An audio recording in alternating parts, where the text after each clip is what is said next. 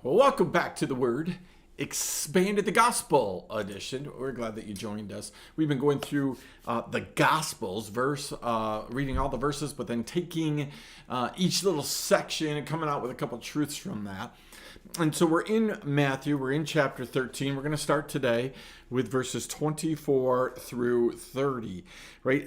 This is a section that I've been talking a lot about lately, so it's not surprising that it came up. Didn't really pay attention to where we were, but this is a section that is super relevant.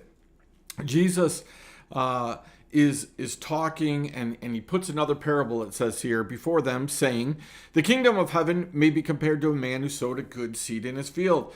But while his men were sleeping, his enemy came, sowed weeds among the wheat, and went away. So when the plants came up, bore grain, then the weeds appeared also. And the servants of the master of the house came and said to him, 'Master, did you not sow good seed in your field? How does it have weeds?'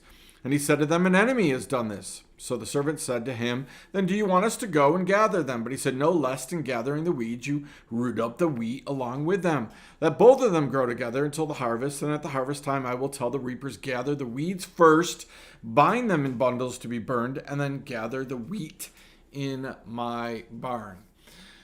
This whole section talks about this idea that in a good field, with a good sower, with good seed, weeds appear. That means we can do it all right, and then the enemy comes along and he is also sowing seed. I think one of the things that we forget about is the fact that we have an enemy that sows real seed, right? It is seed for a purpose, right? Good seed is for a purpose, right?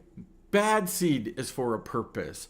The enemy is sowing. That means there's a purposefulness about it. He picked the field, he sowed purposefully, right? No, we can say, no, he's just spreading stuff out. No, he still picked a field, right? A good field where seed is going to be accepted. I think you and I need to understand that the enemy is still doing this process, right? Just because there's a good field, a good moment, good ground, right, for God to sow, well, that probably means that it's equally good ground for the enemy to sow as well. It just means that the ground is good.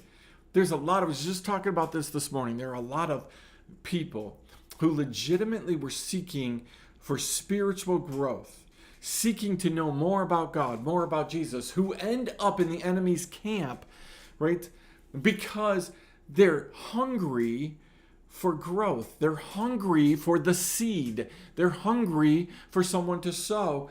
And if we're not going to do it, then someone else will do that. I've talked to several people who have come out of cults or come out of denominations that are a little questionable in our minds, right? And they find out, hey, listen, while I was seeking, these people came to the door and they asked me if I wanted to know more about Jesus.